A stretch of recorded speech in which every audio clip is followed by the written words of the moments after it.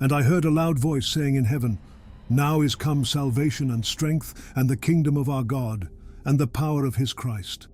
For the accuser of our brethren is cast down, which accused them before our God day and night." Revelation chapter 12, verse 10. The word translated here as accuser is hashatan. It is not a name, it is a function. In Hebrew it means the one who points, the one who hands you a face and tells you where the evil lives, the one who stands at the edge of every crowd and whispers, "They did it." The oldest trick there is, and it still works. But it's not the Jews. It's not the early Christians Nero blamed for burning Rome. It's not the pagans Constantine's heirs blamed for Rome's fall. It's not the Gnostics. It's not the Manichaeans. It's not the Arians. It's not the heretics. It's not the Cathars. It's not the Waldensians. It's not the Knights Templar Philip IV burned for their gold. It's not the witches. It's not the Jesuits. It's not the Freemasons. It's not the Illuminati. It's not the Huguenots. It's not the Anabaptists. It's not the Quakers. It's not the Irish. It's not the Italians. It's not the Slavs. It's not the Armenians. It's not the Tutsis. It's not the Rohingya. It's not the Bolsheviks. It's not the bankers. It's not the kulaks. It's not the bourgeoisie. It's not the reactionaries. It's not the revolutionaries. It's not the capitalists. It's not the communists. It's not the Americans. It's not the Russians. It's not the Chinese. It's not the Iranians. It's not the Israelis. It's not the Palestinians. It's not the Indians. It's not the Pakistanis. It's not the Christians. It's not the Muslims. It's not the Hindus. It's not the atheists. It's not the right. It's not the left. It's not the Democrats. It's not the Republicans. It's not the WEF. It's not the CIA. It's not the Mossad. It's not the deep state. It's not the shadow government. It's not the globalists. It's not the nationalists. It's not the billionaires. It's not the poor. It's not the boomers. It's not the millennials. It's not Gen Z. It's not the woke. It's not the anti-woke. It's not the vaccinated. It's not the unvaccinated. It's not big pharma. It's not big tech. It's not big oil. It's not the Rothschilds. It's not the Rockefellers. It's not the Bilderbergers. It's not the reptilians. It's not the aliens. The scapegoat changes. The accusation does not. Every civilization that agrees on who to blame leaves the ones who benefit from the blame unexamined. Satan is the accuser. When you point, you become its instrument. The finger itself is the oldest concealment there is. The group you are shown is almost never the group that benefits. The group that benefits is the one you cannot see because your eye is where it was directed. The tradition that gave the accuser its name is the one you were handed to blame. That is the cover story, and it has worked for 2,000 years. According to some, we are connected. Plotinus called it the One. He said every soul is a ray of the same light. Hermes Trismegistus wrote, "Truth without doubt, true. Indeed, the upper is from the lower and the lower from the upper, working the wonders of the One, just as all things were from the One."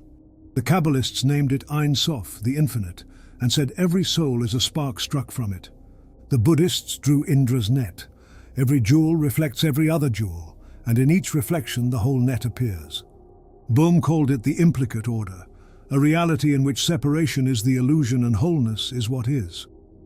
The geneticists found that every living thing on Earth reads the same 4 letters. The cosmologist found that every complex atom in your body was forged inside a star that died so you could exist. According to some, we are connected. According to the evidence, we have never been anything else. You share 99.9% of your genome with every human you just heard named, every Jew, every American, every Russian, every Chinese person, every Iranian, every Muslim, every Christian, every Mason, every Illuminatus, every Democrat, every Republican. The enemy you were taught to see is genetically indistinguishable from you. 99.9% with every human alive. 99.9% with the person you were told to fear. 98.8% with the chimpanzee. 98.4% with the gorilla. 96% with the orangutan, 90% with the cat, 85% with the mouse, 80% with the cow, 60% with the chicken. A third of your genes also run inside the yeast in your bread. 3/4 of your disease genes have an equivalent in the fruit fly. The banana on your counter is reading the same 4 letters your cells read. The cedar on the street and the fern in the forest, the same. Every living thing on Earth reads the same 4 letters. A, T, G, C, the same ribosome, the same codon table, the same instructions running inside every cell.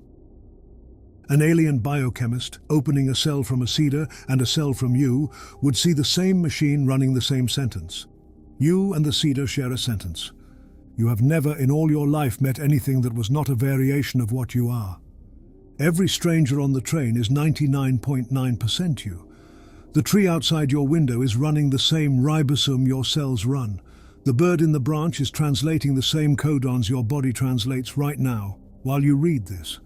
The cow in the field, the fish in the river, the bacteria in your gut, the fruit on your counter, cousins, all of them, every one a variation on the 4 letters your body is written in.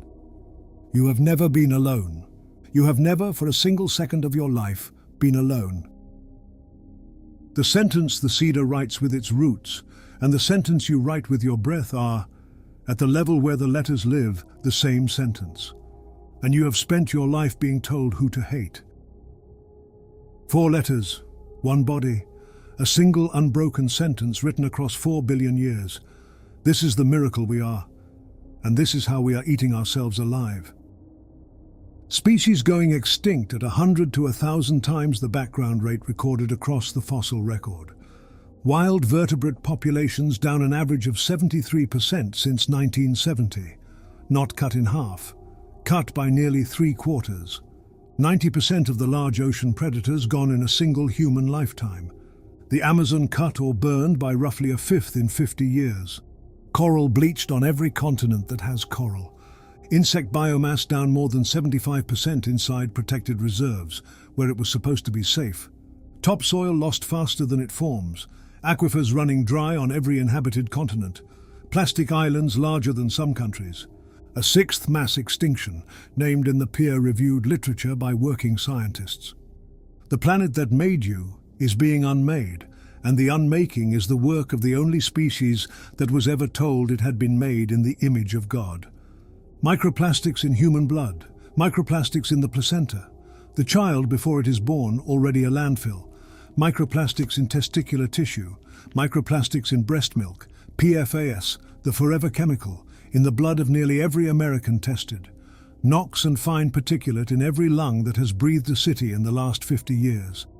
Air pollution killing roughly 7 million people a year, more than malaria, tuberculosis and HIV put together.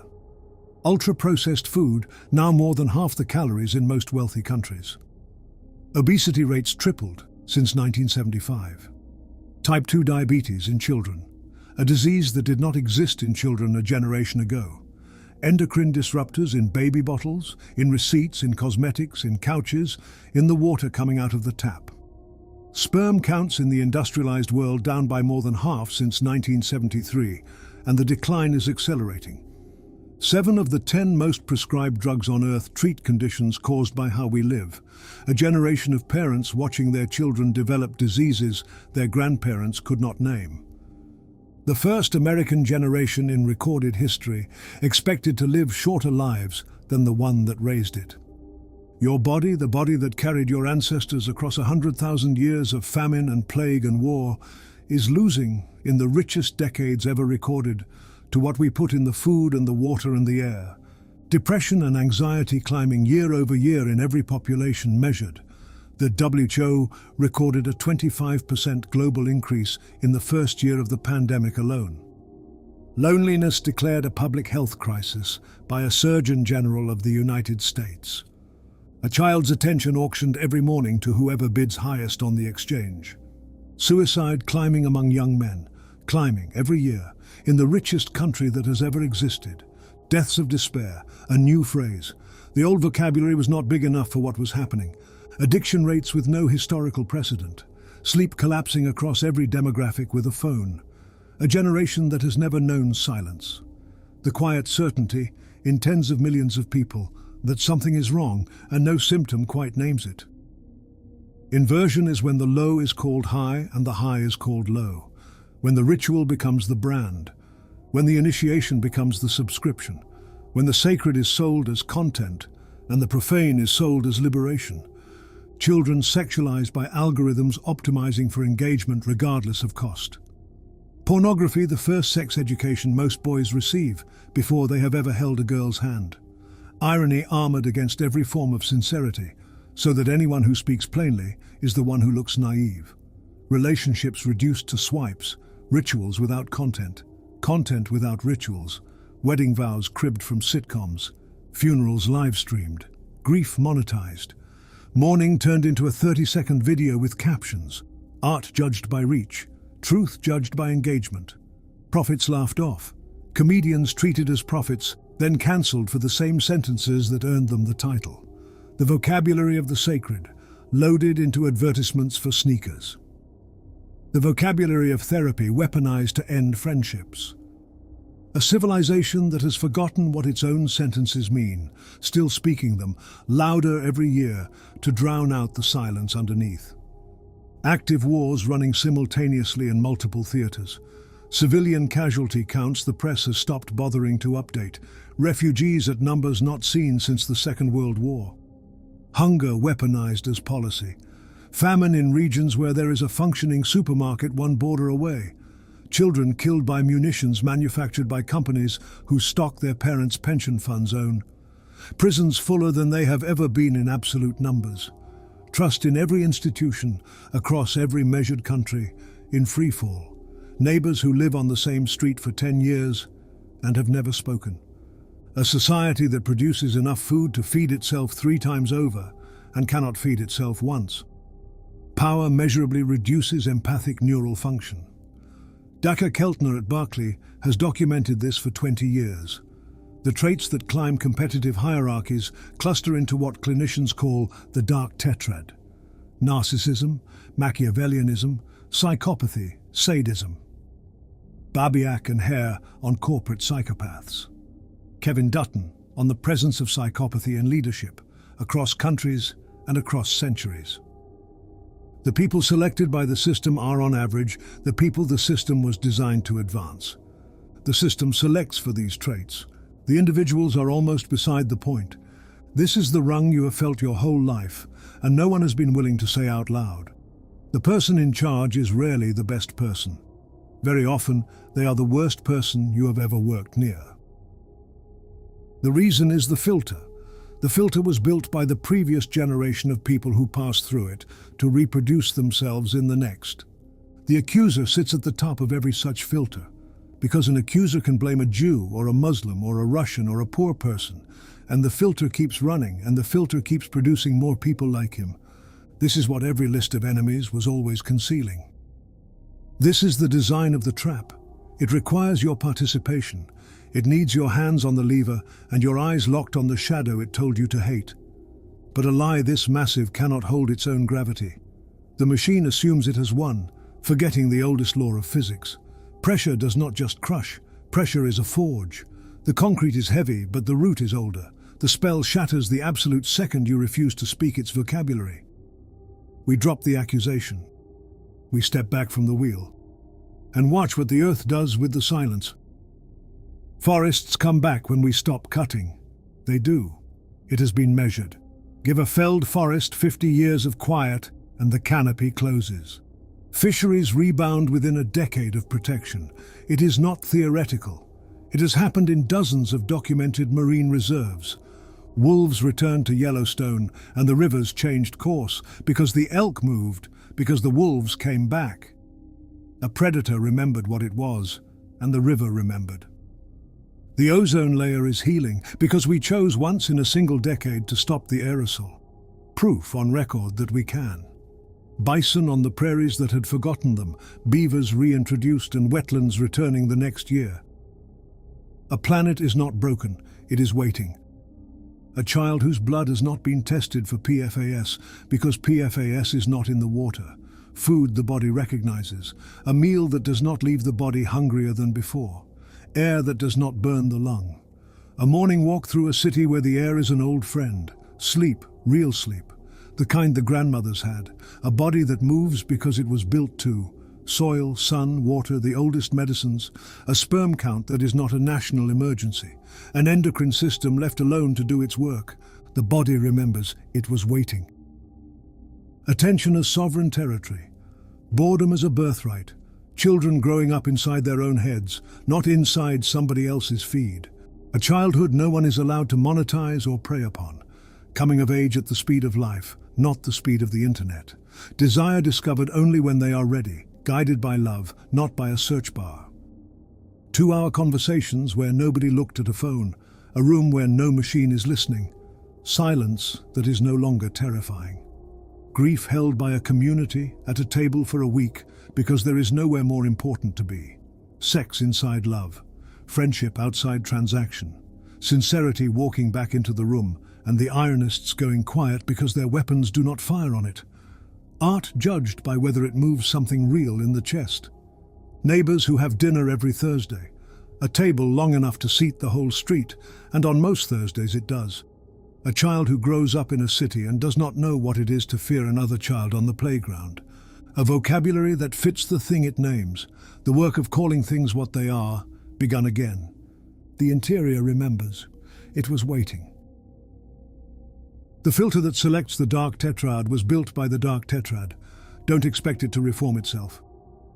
We build another one, smaller, slower, rotating, selection by lot. Oversight by the people the decisions will land on. Shame returned to the traits the current filter rewards. A public sphere where the sociopath no longer automatically wins, because the winning conditions were rewritten. This is not a weekend's work. This is centuries. But every person who refuses to advance the archetype is one more weight on the right side of the scale. The filter changes the day enough of us stop feeding it. This is the rung where most essays lie to you. I will not lie to you. There is no shortcut here. There is only the refusal. Here is what you take with you. The next time someone hands you a group to hate, ask one question. Whose shadow am I being shown? The shadow, always. The group you are shown is almost never the one that benefits.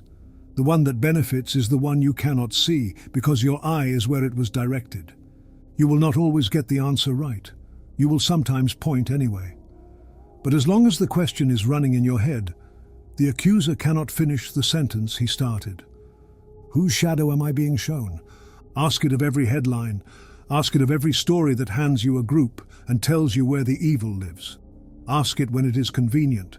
Ask it when it hurts. The question is the exit. Carry it. The cedar does not accuse. The banana does not accuse.